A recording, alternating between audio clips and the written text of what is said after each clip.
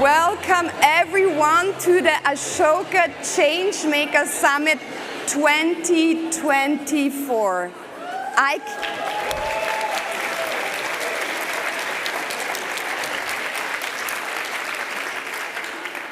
It's amazing to see you all here, but let's take a deep breath because we're here now together here in Hamburg.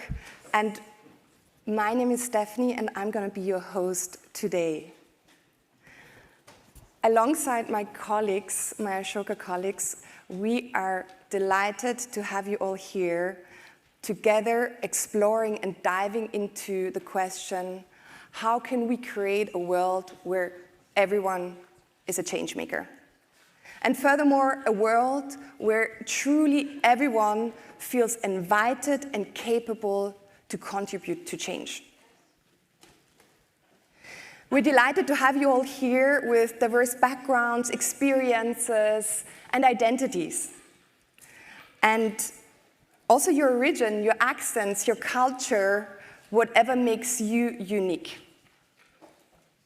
And we would invite you today to be your, not only today, also tomorrow and on Saturday, and all the other days of the year, to be your authentic self as an entrepreneur, as a community builder, as a caretaker, a parent, a young change maker, a social innovator, a human being. And we would also like to invite you to express your needs and voice and your power. And whilst doing this, also give space to other perspectives, to experiences and learnings, because we want to value a space where really everyone feels welcome and can contribute. Because we are here together to plant the seeds of our shared vision. Are you excited about that? Yeah. I am. Woo!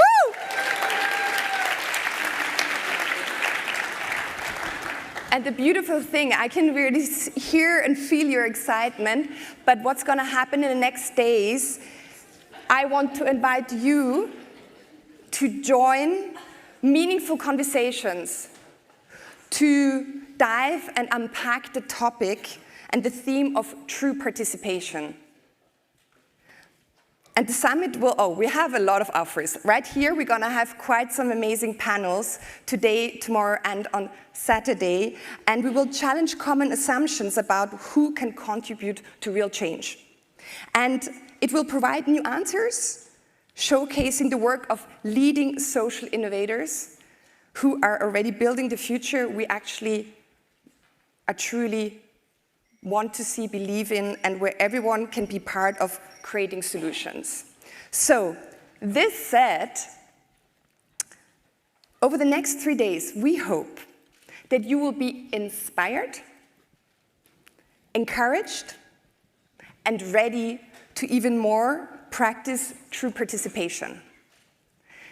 And further ado, I would like to invite now our Global Leadership Group member, Marie Ringler, on stage, and she's going to share us and actually going to take us on a journey why change-making is important and how we, as a wider Ashoka community, play an important role already in the past, in the present, and in the future. Marie, the stage is yours.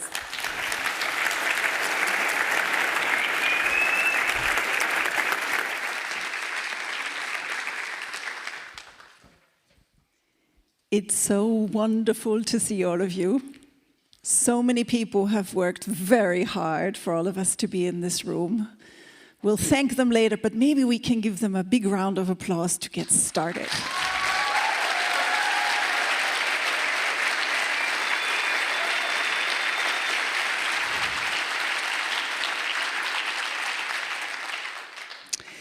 You know, when Ashoka was founded 40 years ago, it was founded with an invention of a word.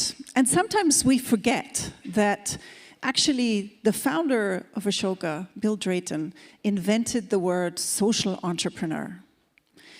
Of course, there have been social entrepreneurs for the entirety of humanity. Otherwise, none of us would be here. But giving them a name, an identity, a profession is something that Ashoka has been doing for the last 40 years. And today we're a network of 4,000 Ashoka Fellows, hundreds of thousands of young changemakers, partners, changemakers like yourselves, all across the world in 95 countries. And we came there from building this idea, from building this ecosystem of social entrepreneurship. And the word changemaking that we use so often today was actually first used in the Ashoka context in 1981, which sounds like an incredibly long time ago. But why is it important today? When we look at the ecosystem of social change, I think together as a community, we've actually done a lot to build systems of support. Today, governments actually have social innovation offices. They have social entrepreneurship strategies, like our host city, Hamburg. Bravo.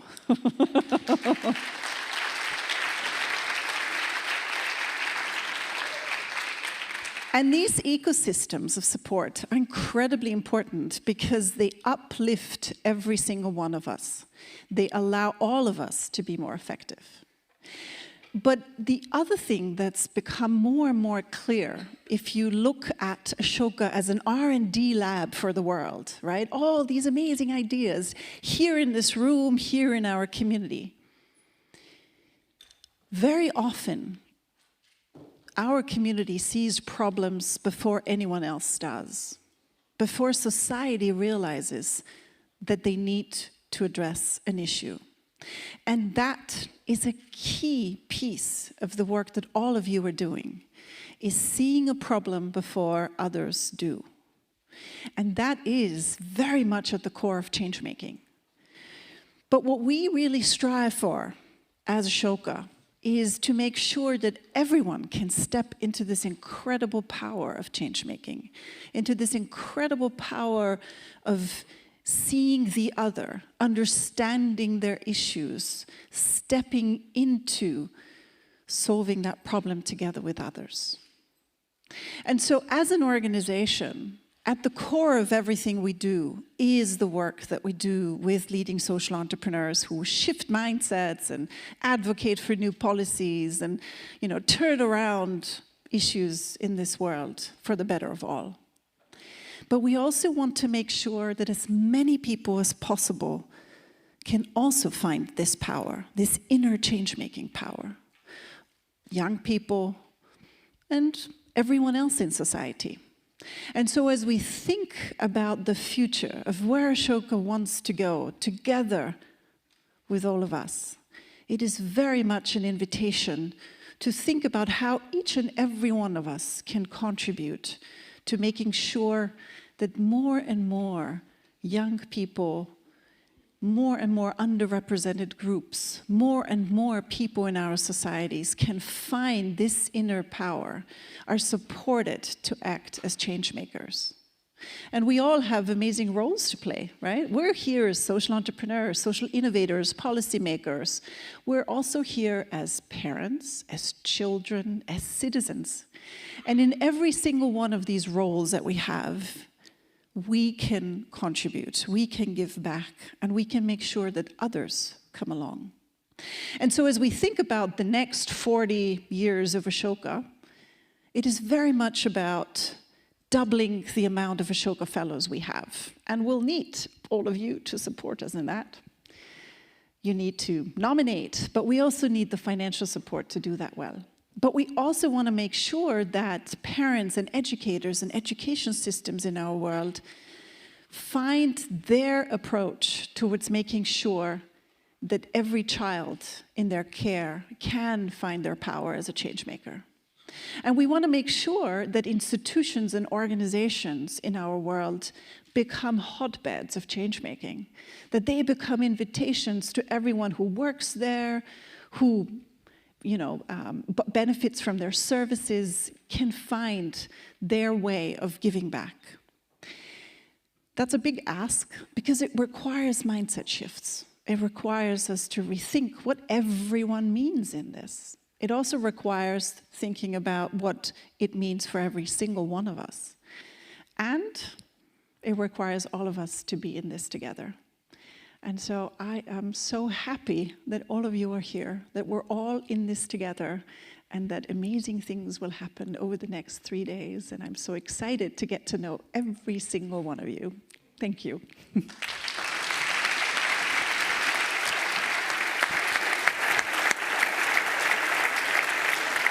Thanks, Marie, for sharing your perspective and co-leading these efforts. And next on stage, I would like to welcome my dear colleague, Sascha Haselmeier. He's the partner at Ashoka Germany, an Ashoka Fellow, and co-leader of the summit organizing team. And you will actually welcome after you shared about the topic of true participation. Okay, we're gonna practice this the next day. True participation is crucial. We're gonna invite Lutz Birke, the Director General for Port and Innovation of Ministry of Economy and Innovation of the city of Hamburg, who will welcome us also warmly to the heart of Hamburg's iconic Planten on Blommen Park. So the stage is yours. Thank you. Woo.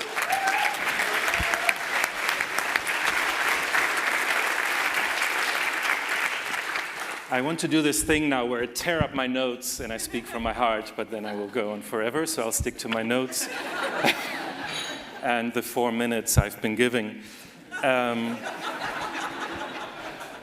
In Hamburg, we can say moin any time of the day. It means good morning, but it basically means moin means anything. And if you say more than moin, you've basically babbled on for too long already. So I want to share with you why we're talking about true participation here. And really, I've been an Ashoka Fellow for 13 years, and whenever I look around at what Ashoka does, what Ashoka Fellows do, and what the young changemakers do, they have a very special way of practicing participation, and the way they think about participation is special. And I think many of us get into this work because we witness or experience a form of poor participation. We see something that is wrong, we draw attention to it, and then nothing happens. You can see this across the board, whether it's the unmet needs of people experiencing homelessness, the right for barrier-free life of people with disabilities, those paying the price for climate change, or disadvantages of children who are born into poverty or statelessness. There is such a thing as untrue participation, or at least a lack of true participation. And what it leads to is people feeling powerless and frustrated, and sometimes it is caused by people who cannot see a way out of the problem. Now, we're here together, and I hope you will experience this. As you speak to anyone in the Ashoka community, you will find a very different belief system. In this room, participation means sharing power, empowering others to lead and share the ability to solve. Regardless of age or abilities, of our background, Ashoka sees every person as the expert in their own life, and therefore the best position to solve even the most complex problems. Doing this takes effort, and instead of looking for simple, grand solutions and answers, true participation pushes us to engage in the human mess that is people's lives. This is why the summit is called and themed True Participation.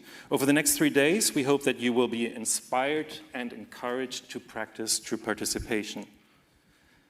I think that you will see the fruits of true participation, how it changes lives, nurtures community and democracy, how it fuels our imagination and changes broken systems.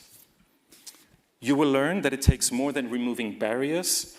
Too many people have lost the belief that they can make a difference, and we have to meet them where they are It is a complex journey, and this doesn't happen at the speed of projects or plans or grants. It happens at the speed of trust and courage. You will learn what you can do, whether you're a social entrepreneur, a public leader, a leader in business or philanthropy, or maybe just a parent or neighbor. What I don't expect you will hear is anyone complaining about this human part of their work. True participation is really the best kind of human relationship we can have. It unlocks and unleashes imagination, friendship, care, and love. And so it is what we love most about what we're doing, as difficult as our journeys may be. And it makes us more resilient and sustainable in solving these urgent challenges. Now, social entrepreneurship is one form in which true participation is brought to life, a path for people to set things in motion. And this is why we're here in Hamburg, because Hamburg is the social entrepreneurship city, Hamburg, and it's the first of its kind.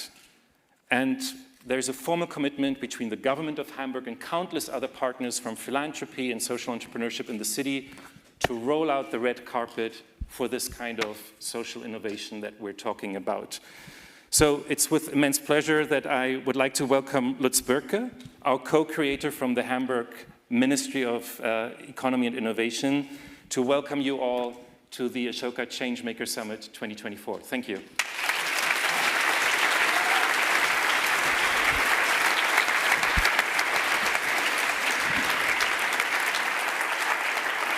So, thank you so much, Sasha, for your kind words. And if I look around, I'm deeply impressed, and I'm so excited to stay here on stage in front of 450 change makers. And you came to Hamburg. This is so brilliant. So, I would like to welcome you with all my heart on behalf of the Ministry of Economy and Innovation of the city of Hamburg. And for sure on behalf of my minister, Melanie Leonard, in our beautiful city. And we are really proud to have you all here. But why are you here? That's a good question.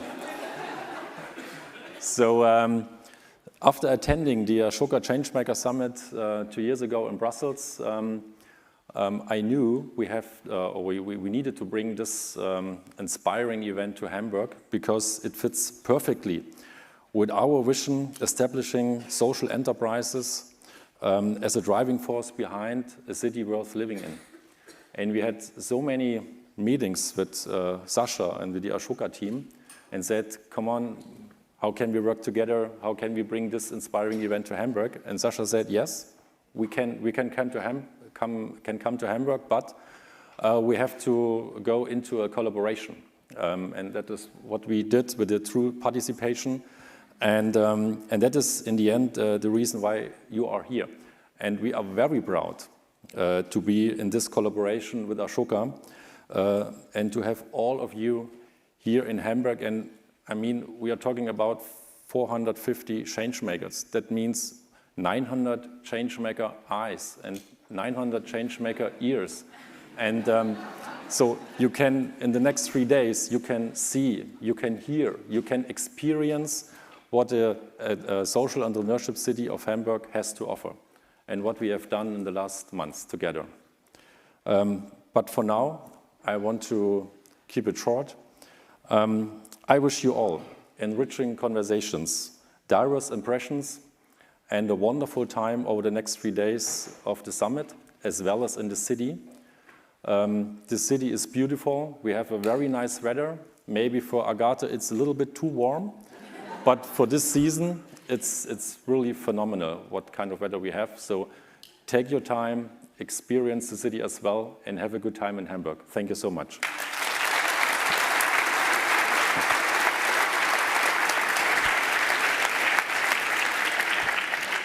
Thanks, Lutz, for the welcoming words, and we're looking forward to having you back on this stage tomorrow afternoon, actually, where you're going to explain more about why the city of Hamburg is maximizing impact for social entrepreneurship.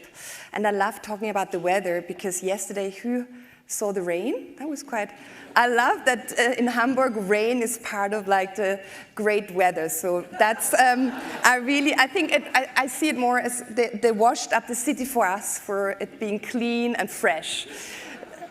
And what else, not in the city of Hamburg did, we actually created or have something in store for you, and we're gonna dive right into logistics right now, so bear with me, because there's some exciting stuff. And question number one, who has downloaded the ACMS app? Oh wow, good one. Okay, so I guess most of you explored then already that you can find attendees by using the filter to connect with them. I guess most of you saw it, check. Second thing, I would encourage you to check out our newly elected Ashoka Fellows. There is a new Fellows tab on the app. Enjoy whilst browsing and then finding them here, because we have them also here. And then the next part, which is important regarding the app, if you have not signed up for a session, I would highly encourage you to do that soon, because a lot of people have done it already in advance and some already booked out. And I would also ask you, for the sessions which are booked out, we have limited capacity, so please find another session. And if you can't find a session which you originally wanted to find, there is one, we have a large breakout room, it's the U56 Linklaters lecture room. There you can always go, because we have enough space there if you can't find space in one of the other sessions. And there are also sessions tomorrow, and there's something to check out for Saturday, so dive in and please sign up. You already arrived here, that's a first, but if you are looking for other venues and places and spaces, please check out the venue app inside the app, the venue map inside the app. That's it. And if you get lost, if you have a question, there is Ashoka staff here, happy to help you, and we're all wearing black badges if you get lost. That was the app. Then let's move on to the agenda, because we have a lot planned for you. After this plenary, we will have the first slot of sessions from 11:15 to 12:30. You can see it here, yes. And you can check it out on the app as well. And the session will be followed by a lunch break. You can see it here from 12:45. And there are two locations for this lunch break. You can either go to the main foyer. Yes, you can see it here. It has a red circle with around it. And then there's also an additional space where you can find lunch. It's the first floor of the main building. You're gonna also find that on the map. And the same is, oh yeah, you can see it here. It's the second circle on the slide. That's the second space for lunch. And the same is for the coffee breaks. So you can also find the coffee breaks in these two locations. Tomorrow, we're gonna have a third option, but I'm gonna tell you about that tomorrow, because today we have two spaces. After lunch, we have another slot of sessions starting at 2:30. I already mentioned for you to sign up, and after the session, we will actually all gather here again in the main auditorium at 4 p.m. for an exciting panel about the listening city, together with James Anderson and Marie Ringler, who you've met already, followed by getting to know our new Ashoka Fellows. So that's going to be also an exciting part today. And an additional thing we're going to celebrate today is 20 years of our ASN network. So this is going to also happen. So we have a lot of celebration happening, and please be aware, as you can see here on the slide, it is one session. There's not going to be a break in between. Be aware that this is a session where we're going to all be here together from 4 to 5:30. And finally, I would actually, oh, by the way, we're gonna have the nice connecting drinks after. So you're gonna have enough time to mix and mingle after the panel and the celebration time. Yeah, I'm going to come to that in a second. Thank you, Karen. This is the best part about our Ashoka team because they are so attentive. So thank you, Karen, because my next point, and this was planned actually. I told Karen, I was like, please build a bridge for me to the next point because the next point is special summit spaces. And the special summit spaces are following. We have the breathing room, because our amazing fellow Dan Aker came all the way from Geneva with his installation. It's part of his wider Breathe project, and this installation mirrors a 6-second breathing cycle with dimming and brightening light. So what you can see here is not just a nice, I'm not going to tell you the future. Actually, this is already one of this beautiful, I would say it's an art installation where you, if you need a moment to breathe, just go with it. But Dan is going to actually tell us more about it later. But if you can't wait to explore it, you're going to find it in 008 White and Case lecture room. And what it does is it highlights our shared humanity, reminding us that despite our differences, we are intrinsically connected through the simple act of breathing. So if you need that, please go to the breathing room or just breathe with our beautiful installation right beside me. Another special space we got for you is the friendship bench. Some of you, I saw already some of you sitting there. Why have we got that there? It's actually the Elders Council for Social Entrepreneurship has, yes, oh, you can see already one of them here who are highly motivated and eager to have a conversation with you because you actually partnered with the Friendship Bench Zimbabwe to bring unique support experiences to attendees. So modeled after the Zimbabwean tradition where elders, often grandmothers, offer a listening ear and advice to community members on a bench, our volunteer elders of the social innovation community will be available through the summit, providing support and just listening to you. The good news is you're going to find them around. The bad news is they're booked out already. So it's kind of, it has been quite a run before the summit, but I'm sure you're going to either find them around, but still you can have a sit at the bench, check it out. It's a beautiful project. And thanks for being here also to the elders and making the space. For the ones who are curious about our fellow speakers and partners who have written something beautiful like a book, we have a bookshop for you. And in collaboration with the local bookshop Cohen and Dobrnik, we have set up a pop-up bookstore during the summit. It's located outside the main auditorium. I guess some of you have seen it already. Check it out. There's some exciting material for you.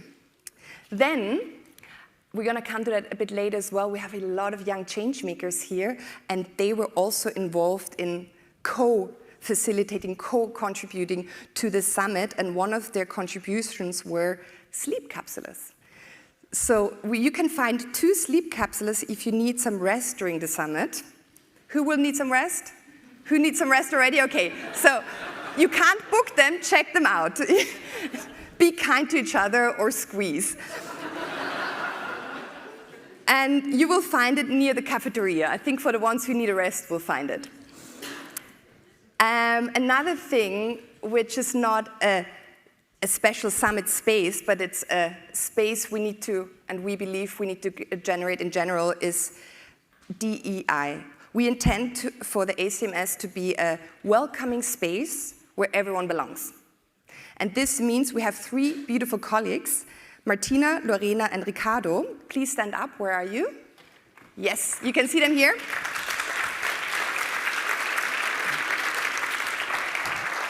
Whom you can turn to in order to confidentially share and process any concerns around diversity, equity, and inclusion that you might encounter during these 3 days. So please find them. We won't have a bench maybe, but they'll have an open ear for you for sure. And last but not least, I already mentioned it, if you are lost, if you have a question, if you need anything, there are a lot of beautiful Ashoka colleagues of mine attending. You're going to find them with a black badge. What Karin mentioned, that there's extra program in the evening, I'm going to mention that at a later point, but yes, there's also exciting stuff happening in the evening. Please check it out on the app for now, and I'm going to mention it at a later stage. Okay, so we're done with the logistics. Now we can take a deep breath with our magical installation here. And what I would like you to ask to do right now is actually to connect. I'm going to just check the time. Yeah, we have a few minutes for that. So I'm going to ask only 2 questions. And if you would agree, I would like you to rise up with your full body or just with your arms, signal, or any other kind you prefer. So let's start with the first question. Whose first time is it at the ACMS? Oh, wow. We have a first welcome for joining us for the first time. Let's see who has been here more than 3 times. Okay, we've got a few. Okay, and whose second time is it? Yes, okay, a good mix of some experienced people and a lot of newbies also. So welcome, we're excited to have you here. And I would actually ask you right now to turn around to your neighbor, greet the person however you want to greet the person, and take 1 minute. Okay, you can greet first if you want. People are greeting already. And then,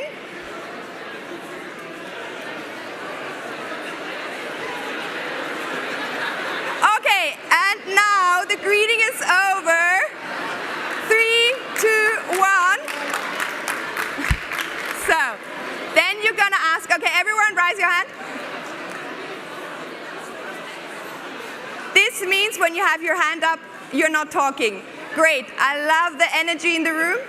So, you're gonna have 1 minute now to answer this question to your neighbor. What does true participation mean to you? Get 1 minute, let's go.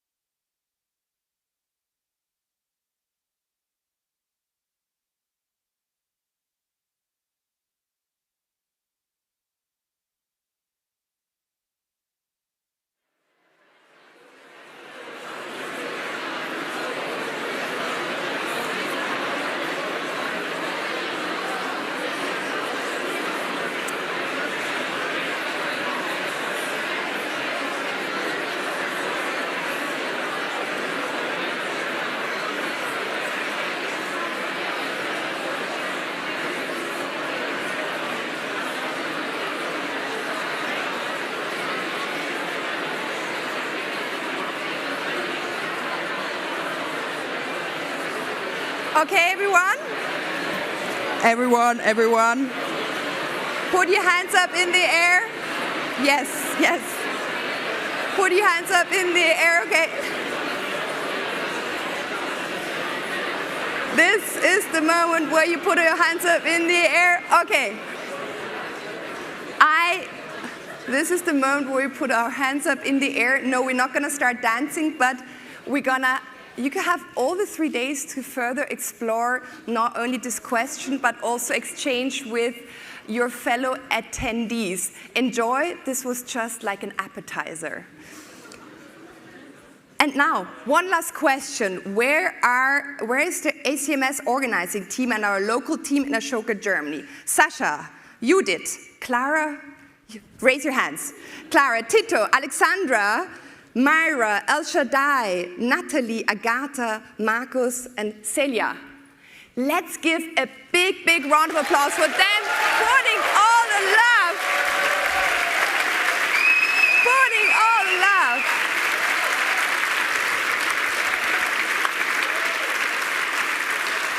They worked tirelessly to make this happen, and they are really excited to have you here, same as I, and there's another person who's really excited, and that is Judith. I would actually like you to join me on stage. Judith Costa, you are one of also the partners of Ashoka Germany and the Children Youth Lead in Germany, and you were part of, you've been working on a very special part of true participation, because Judith was focusing on the part of the young change makers and young people participating and co-facilitating these efforts here. And it is an Ashoka first to have 66 young change makers under the age of 25 amongst us here at the Ashoka Changemaker Summit in Hamburg. First of all, welcome to all the under 25-year-old young change makers. We are happy to have you here.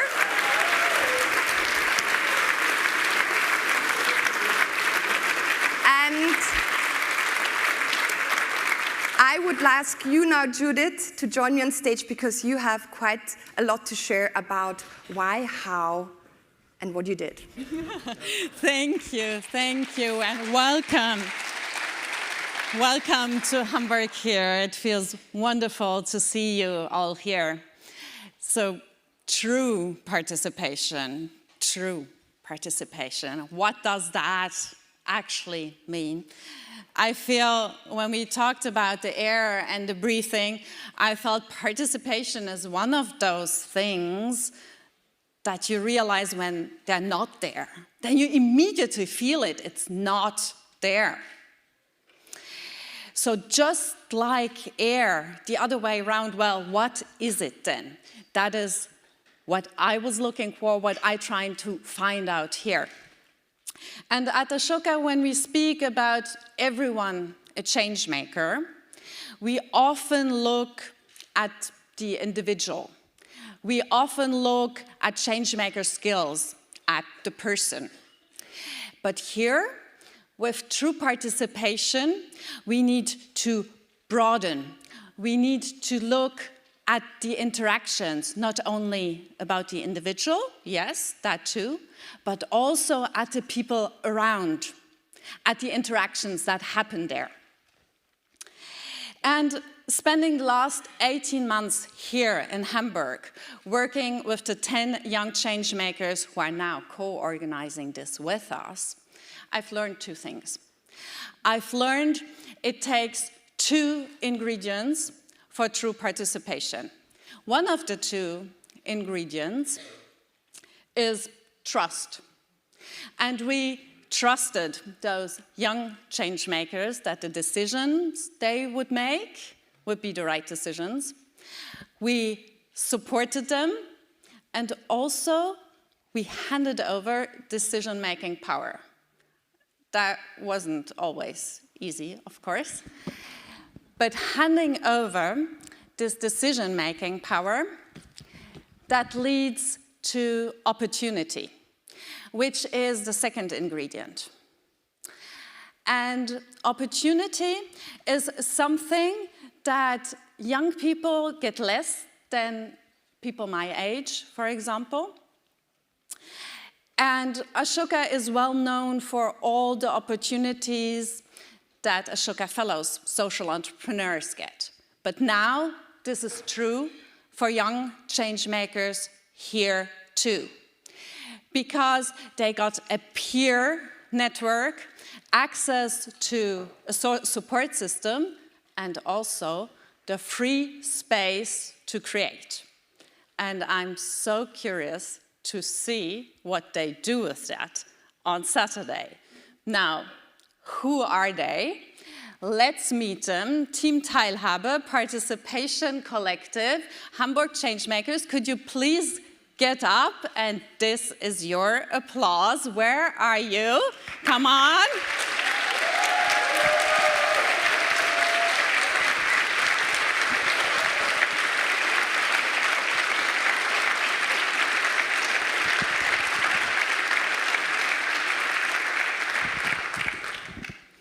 Thank you. And now we are going to launch in our first panel, a very short one, panel on what makes true participation true. We're going to hear from some of you what it means for you. And for this, I would like to welcome on stage Raül Krauthausen, Ioana Bauer, and Robin von Knobelsdorff. Please join me on stage.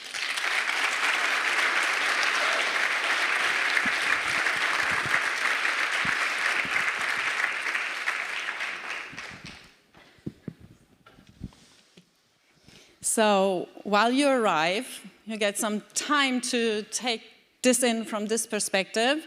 It looks a little bit different. And we are going to develop an alternative to this clapping. We're going to need that later. So I'm going to count down from 3 to 2 to 1, and you're showing me something else than just clapping, which also means welcome, okay? So 3, 2, 1. Ah, nice. Okay. So you show me maybe 22 alternatives. Let's just pick 3. You did this, both hands, remember? Then over here, someone did this with like a snapping sound. That's number 2. And up there, not sure where, someone did this kind of rainmaking thing. Okay, so snapping, we need that now. Wonderful. Just a moment. Now, welcome to all of you. I will first introduce you a little bit so that we all know who we are, who you are especially. And then we are going to welcome them. So, over there, Raül, welcome.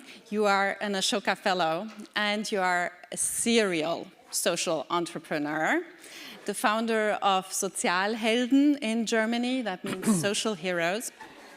And one of your many endeavors is the Wheel Map, a crowdsourced map showing accessibility for wheelchairs, but also the lack of accessibility. So, welcome. Thank you. Ha! Thank you. Thank you. Well done. So, next one.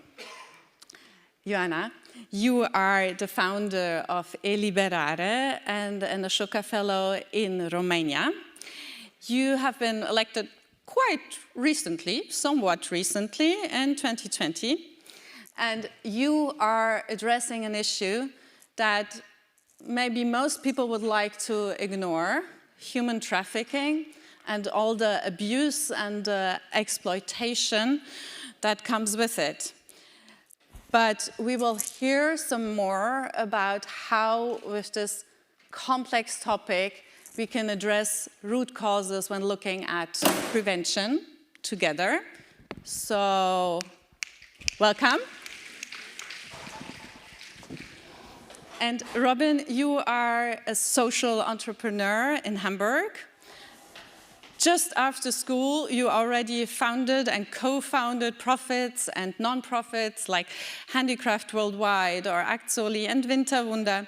And as part of Team Teilhabe of the Young Changemakers here, you are contributing to this young ecosystem of social entrepreneurs in Hamburg. So, welcome.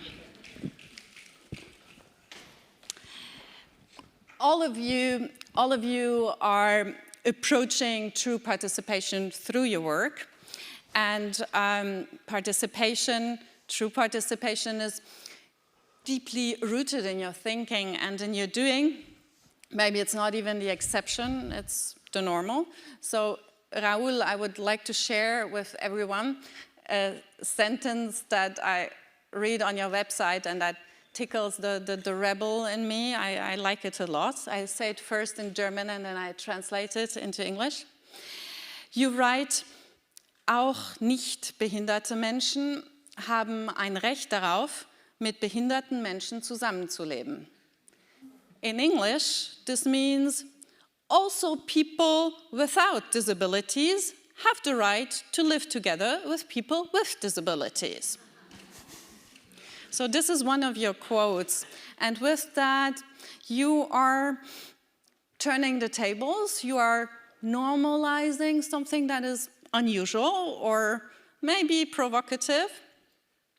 Can you tell us a little bit more about how this normalizing contributes to your work towards true participation? Oops. Well, that's a big question, and I only have 2 minutes. Yes. Yeah. It starts, at least it starts when we leave our house. And today, when I came here, I saw at the entrance there are a lot of standing tables, but there's no table for someone who is sitting or wants to sit. And so everyone can do anything in normalizing the diversity of the audiences, for example. And I was really curious how I would be on stage or how I would get on stage. And I saw this beautiful ramp, which seems to be designed in this building and seems to be permanent. And this is also how I call it a participation in a mainstream, because of course there might be professors who talk here to students who have a disability, or students who want to present something, but there are a lot of buildings which still lack of this, and we want to change that. Ah, yeah, wow, thank you. Thank you. Thank you, Raül. Let's turn to you, Ioana, here. While you were listening this morning to what change-making looks like from Ashoka's perspective, what does it look like from your perspective in practice? What do you think would make change-making easier or more accessible or more comfortable? What do you think? Is that the goal, though? Is the goal to make change-making easier and more comfortable? Because I think we've been in this waiting period where we keep waiting for the new normal, or this myth of certainty that everybody's longing for, and just accepting that that's a myth. And I think for a lot of us, basically, we are now in a situation in which we feel like there's a lot of adversity. And we feel like not only is it hard to make progress, but we feel like we need to defend some of those victories that were so hard to get to. And from somebody who has lived in this horizon of choosing the lesser evil, right? Hello, post-communist and transition Romania. I have experience. I think it's important to remember that social movements, human rights movements, these irresistible revolutions that we're all working on, they come in cycles, right? And it might seem that we're going through a cycle that's very adverse to what we're trying to do. But I'm wondering if seeing that as a regression is necessarily the right way of looking at it. Or whether we can look at this as a good point to stop, regroup, breathe, and look at the goal as how do we actually liberalize change-making? How do we actually invite people in, regardless of their background, ability, age, gender, identity, everything? Like, how do we invite everyone in? And how do we make sure that we're curating these spaces from the physical, starting with the physical, just like we've heard, to how do we actually invite people in to express their ideas, and in very Ashokan terms, right? It's how do we give everybody the opportunity to give back?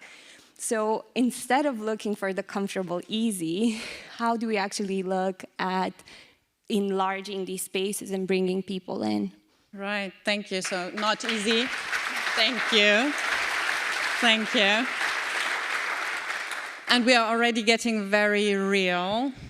Let's look into your reality, Robin, and let's get a glimpse of what it means to be a young social entrepreneur. You say that sometimes people react to you differently when they communicate with you via email. Until then, you meet them in person. How so and why? If I may say something before I respond, I would like to mention that I'm not only grateful to be here today, but also quite nervous. So if we all are. We all are.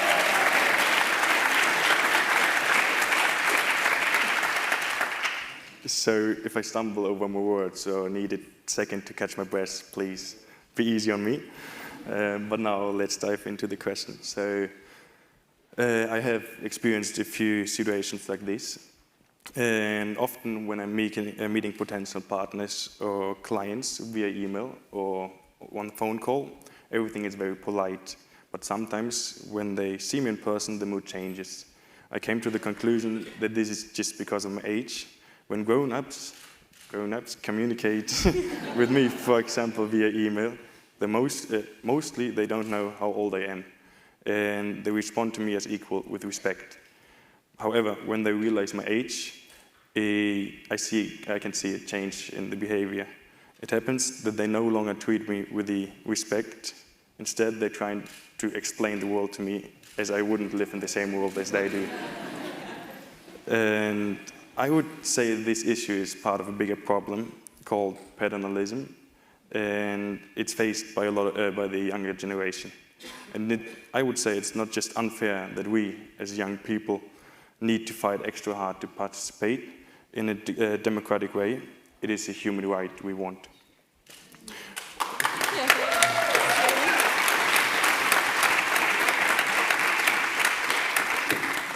Although paternalism is a fact, I still know that I'm privileged in other ways, not experiencing discrimination because of my gender, religion, race, health, or any other factors.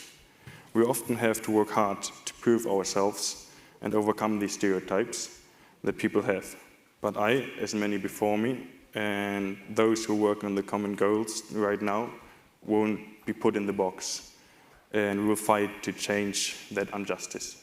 Wow, thank you. Wow.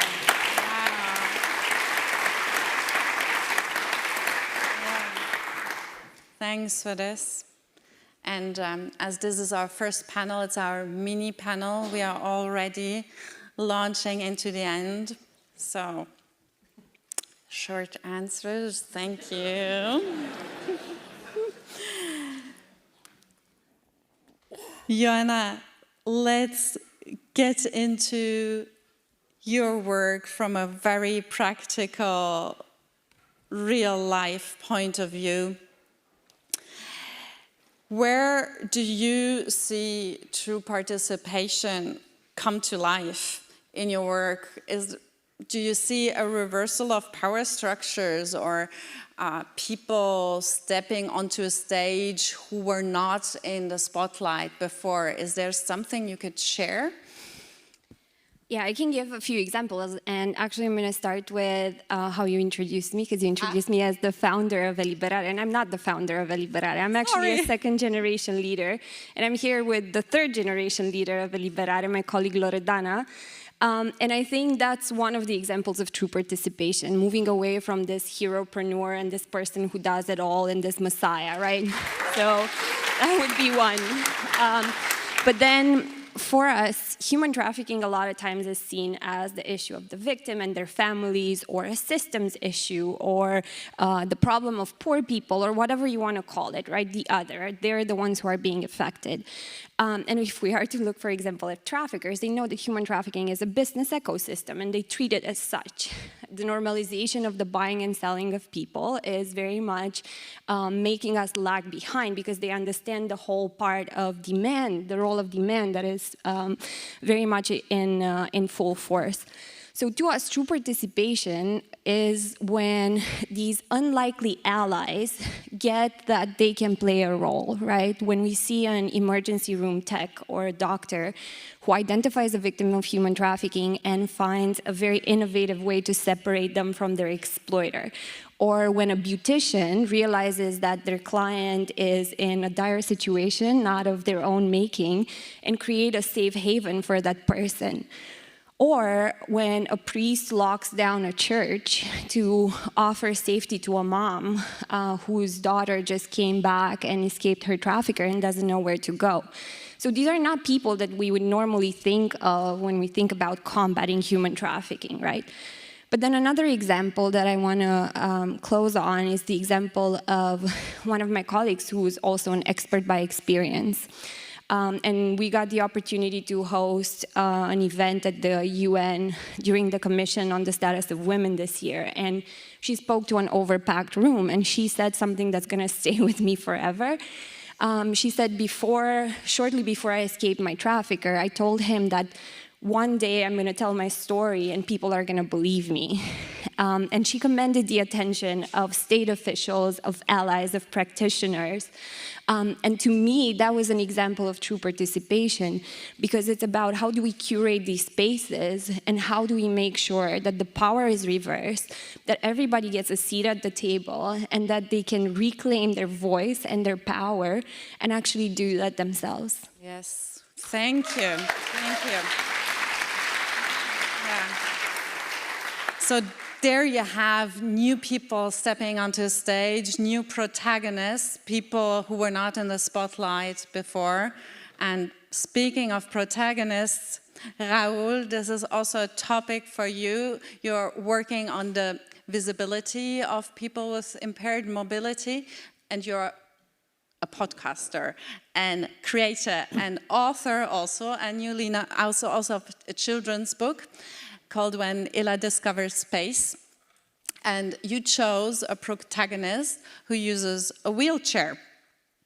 So as an author, you make this choice and you become part of those enabling surroundings so that all children can see very diverse heroes, very diverse or different protagonists who they haven't seen before. Do you have examples for us here what everyone can do to make young people feel invited to participate and also feel belonging?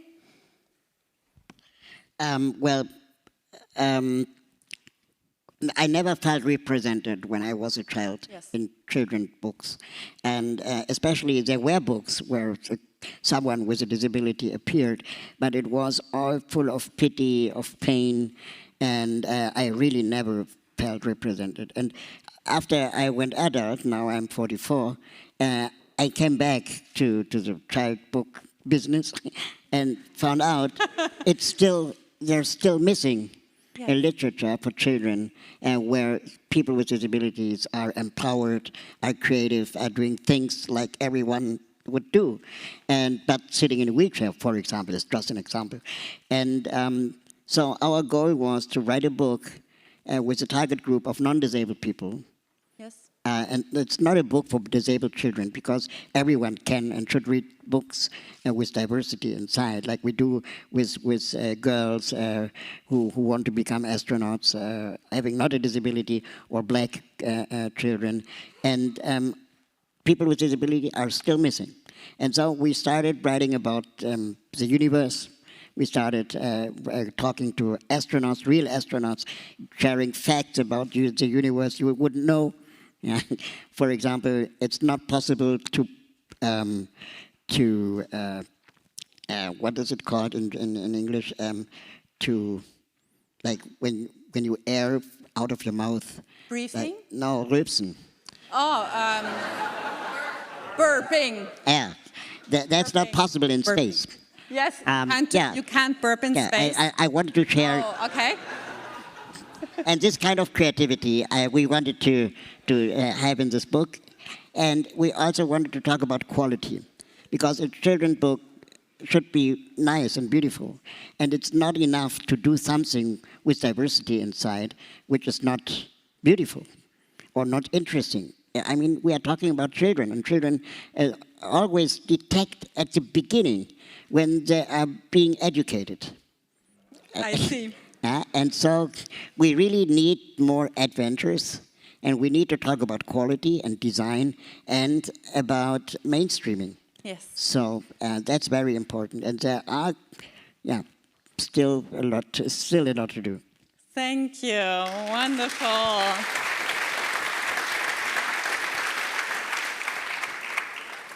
So to close, Robin, from you, you are very much concerned about the space, as we were talking here in many different forms, and also the sleeping pods outside, but space of the young people in society. You say there is not enough, but why should there be any? Yeah, I would think that it's not only our right as human beings, but it's also not an utopia. It is based on the legal agreements our society is built on. So young people should have space in the society because they're a key part of it and are representing its future. They bring a lot of potential and fresh perspectives that can drive positive change.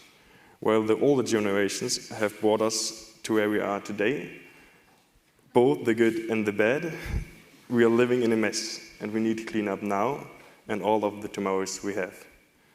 That's why there not only should be room for new ways, but also why it's immediately needed. By involving young people more in decision-making processes, democracy comes alive, and participation is a lived value. We do not need more barriers, we need less, and a reason to trust. And now that many of you stakeholders and listeners out there agree with me. Democracy means listening to all members of society, and that's all I'm asking for.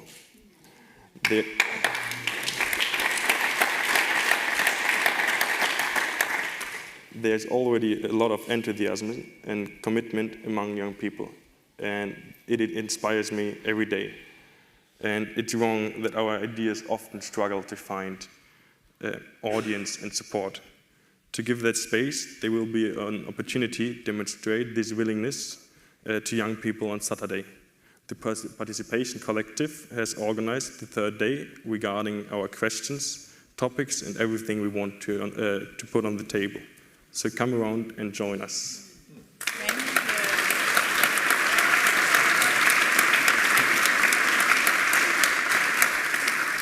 Thank you. Thank you to all the three of you. Having listened to you, true participation is something you fight for, but you also need to do your work.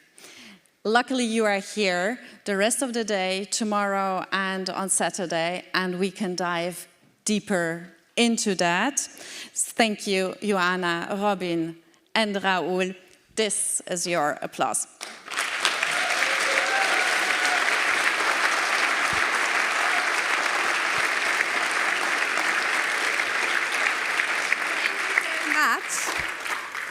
Thanks for this.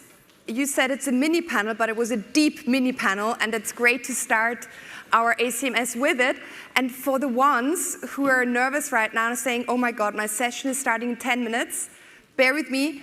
We're a few minutes late, so we're gonna start the sessions 15 minutes late, but you're gonna also have the time after. So we're gonna kind of add the 15 minutes to the session, so you're gonna have enough time in your workshop. So stay with us right now. We still have a few minutes. You don't have to run off right now. Because we have one last thing in our welcoming ceremony prepared for you, and I would like to welcome on stage Paul Honti, who came all the way from Budapest, and he has something prepared for us. He's going to take you on a journey, and he's the Science and Technology Advisor at Community Arts Network, and he's excited to take you on a journey. You should see his smile right now. I'm going to give you the stage right now. Enjoy and be energized.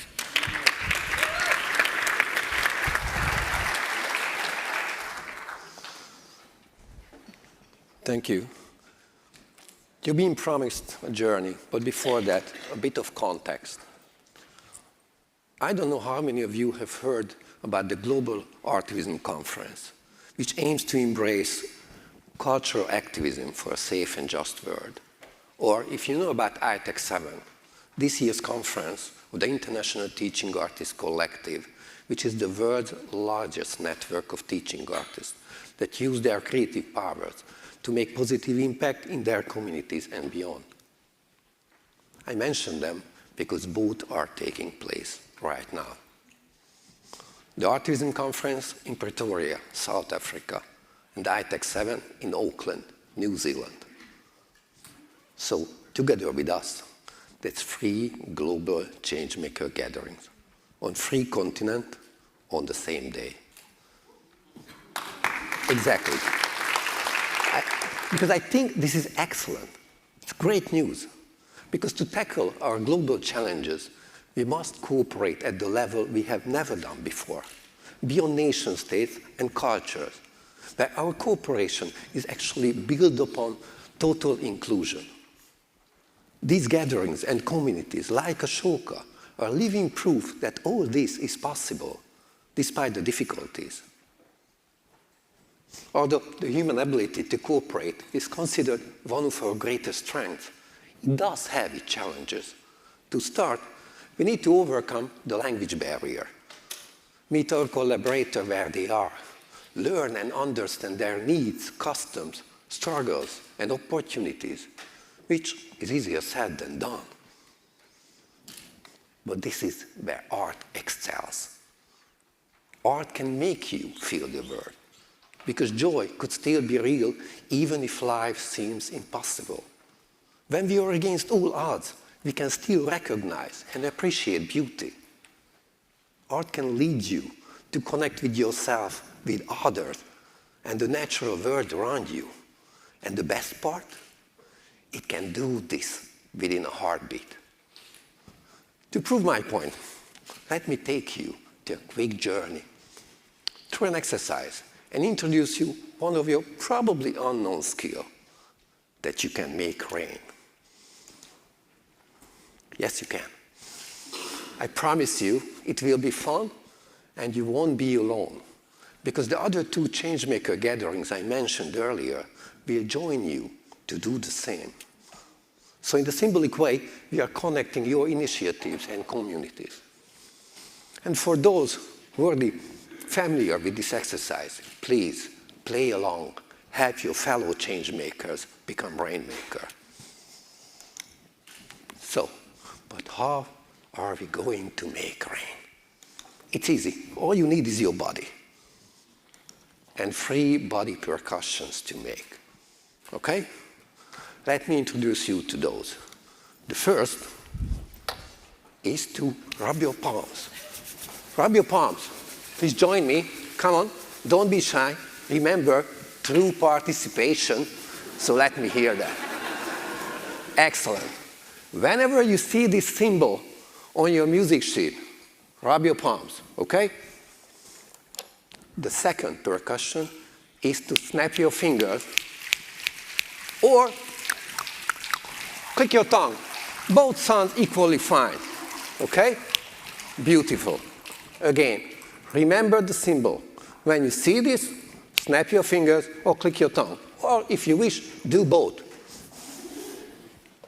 The third percussion is to pat your thighs. Come on. Make some noise. You can do this. Super. And remember its symbols.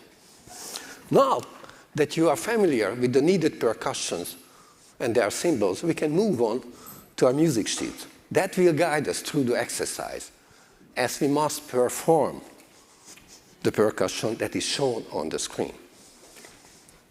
But to make it work, and more interesting, we split into 3 groups. Left, middle, right, according to your seats. So the people on the left must look for the 3 left seats on the music sheet. That's your cue. People in the middle, you have the 3 middle seats, and those on the right should follow the symbol on the right seats. Okay? One more thing. Don't stop or change your percussion until a new symbol pops up for your group. Underlining, for your group. Don't pay attention to other group symbols. It is crucial for exercise, because to make it work, and how we transition from one percussion to the next is gradually. Always from left to right in 3 steps. Okay? You ready? Yes. Now, let's see how you can read your music sheet. So it's time for a bit of rehearsal. So let me see that, how you can read your music sheet.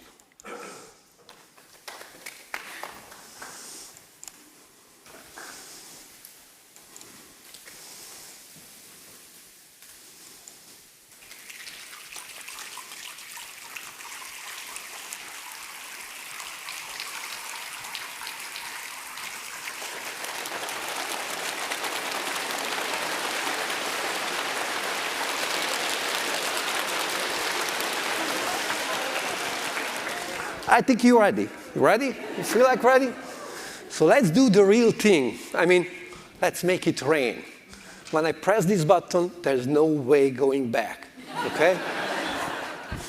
Nothing on your shoulders. So let's do this. Let's make it rain.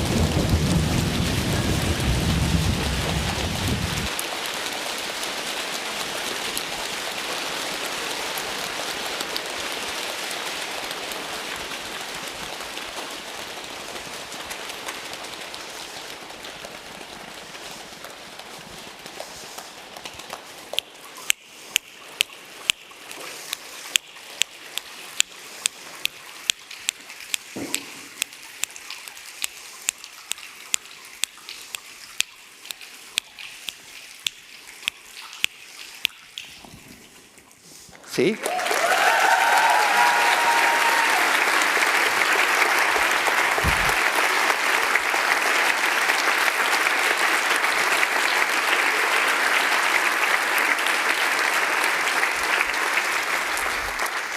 I told you, you can make it rain. Rainmaking is a simple activity. Everybody can participate. As we exercise a universal language, we all speak. And although you all knew that you were making those sounds with your bodies, your ears and brains told you otherwise, that maybe rain is passing over your head.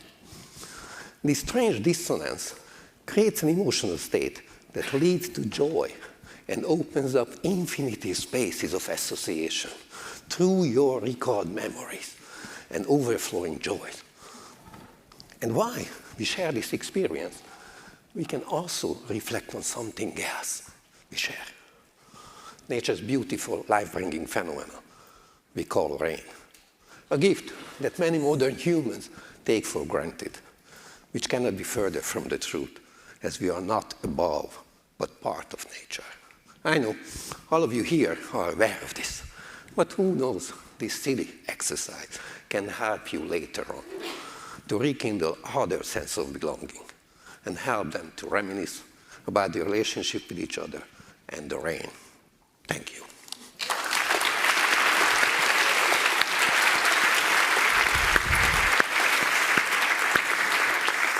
Thank you for making us all rainmakers and showing us that we're quite a force of nature. That was quite impressive. And Marie was smiling beside me and said, this sounded like me going to bed yesterday. I heard that, so great that we could bring some energy also in the room. Now we are at the point where we're going to move to the sessions, so please find your sessions in a second, and I'm going to see you back here at 4 p.m. Because there's going to be a second set of sessions after lunch, as mentioned, and we're going to see you for the plenary session and the celebration. And one more thing I would like to mention before we go out, a big thank you to all our partners who made this possible. Big round of applause. We already had Lutz on stage, but there are many others. You can see the logos on the slide. Thanks to everyone, and now have a great session. Thanks for all the partners. Thanks for being here, and see you later.